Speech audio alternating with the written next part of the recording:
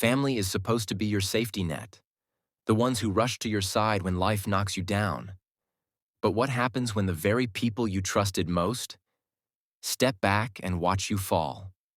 On the day I was discharged from the hospital, after heart surgery that nearly killed me, I sent a message in our family chat.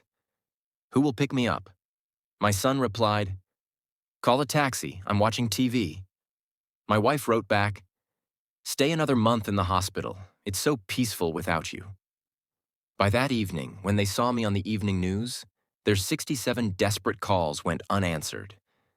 Because what I did next changed everything. Before we dive in, subscribe for more powerful true stories and tell me in the comments where you're watching from. Let's begin. The pain first came like lightning. My chest split in two. I gasped, my eyes opening to blinding hospital lights. Machines beeped around me. Tubes ran from my arms. Bandages pressed against my ribs.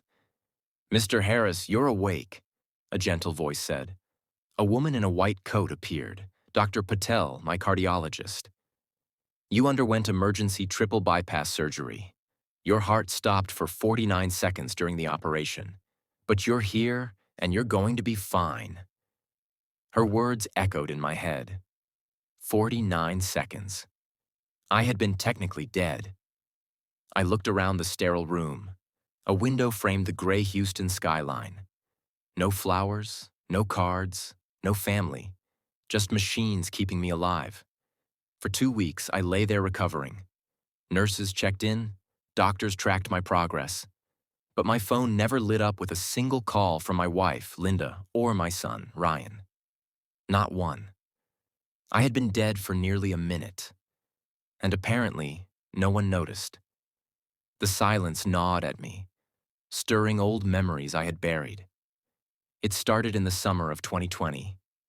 I was in the backyard planting tomatoes when chest tightness squeezed me like a vice. I clung to the fence until it passed. From the porch, Linda sipped iced tea.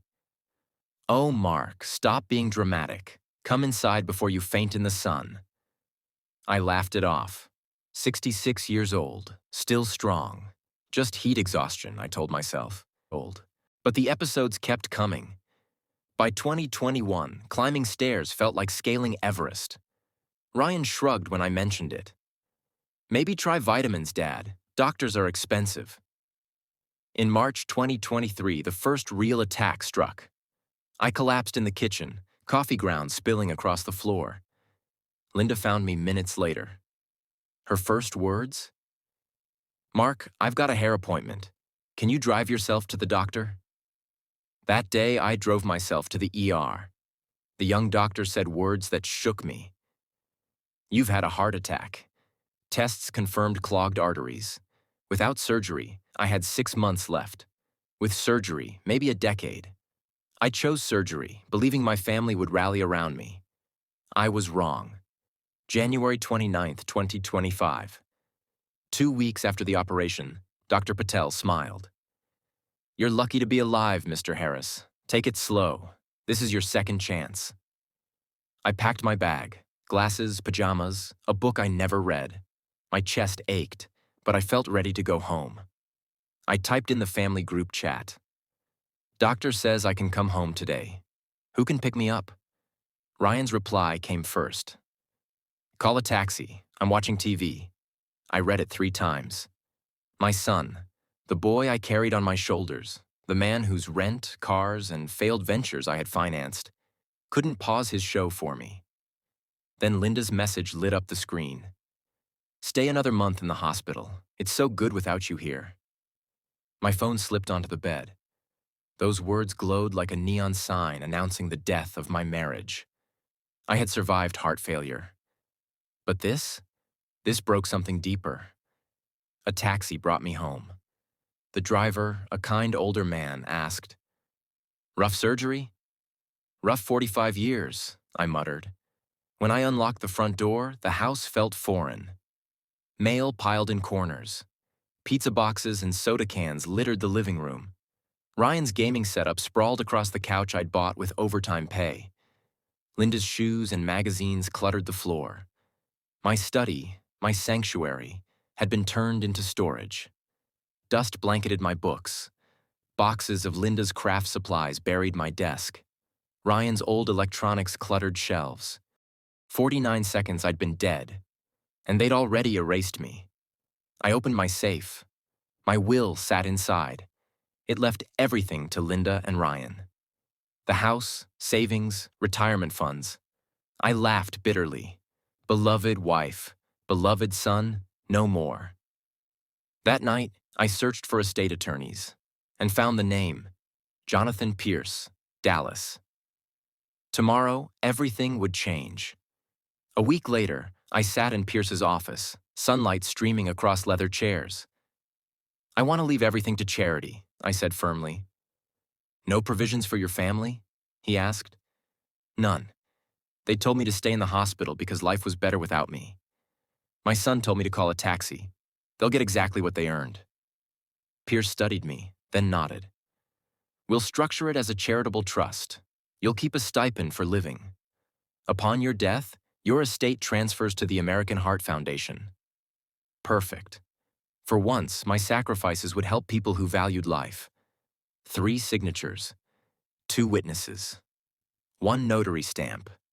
45 years of being taken for granted. Gone with the stroke of a pen. The foundation's media director, Rachel Myers, suggested telling my story publicly. It could inspire families to treat each other better. Would you be open to an interview?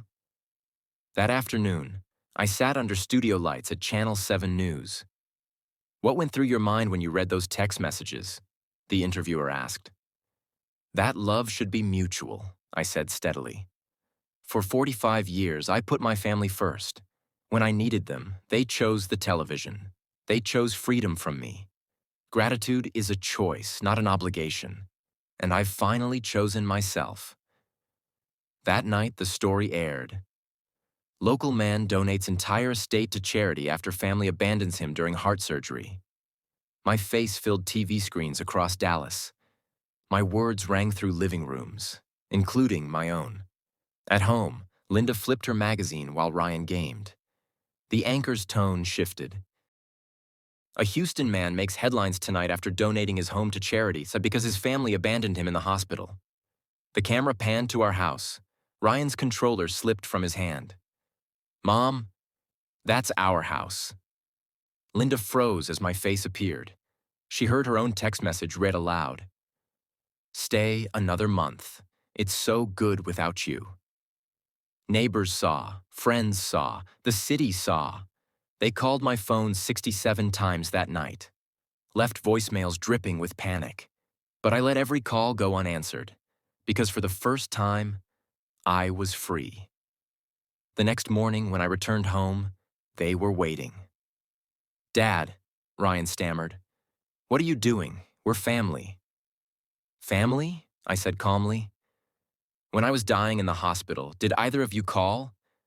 Even once? Linda's lips trembled. We were overwhelmed. No, you were comfortable. Ryan tried again. We can change, Dad, please. I poured myself coffee, ignoring their pleas. You have 24 hours to pack and leave. Linda gasped. Where will we go? We have no money. That, I said, is no longer my problem. For decades, I had carried them, paid for them, excused them. That ended now. By the next day, their cars were stuffed with boxes, furniture and clutter left behind. Linda's eyes were red. Ryan muttered curses under his breath. Dad will be back, he threatened. You're welcome to visit, I said, if you call first and ask permission. At exactly 6 Wakan, they drove away. I sat on the porch, the sunset glowing on my empty house. For the first time in my life, silence felt beautiful. February brought solitude. March brought adventure. I camped at Big Bend National Park, photographing desert sunsets. In April, I hiked Colorado's mountains. In May, I joined a senior hiking group and met Sarah, a widow who taught me photography. You're glowing, Dr. Patel said during a checkup. Your recovery is remarkable. What changed? She asked. Everything, I replied. I finally started living for myself.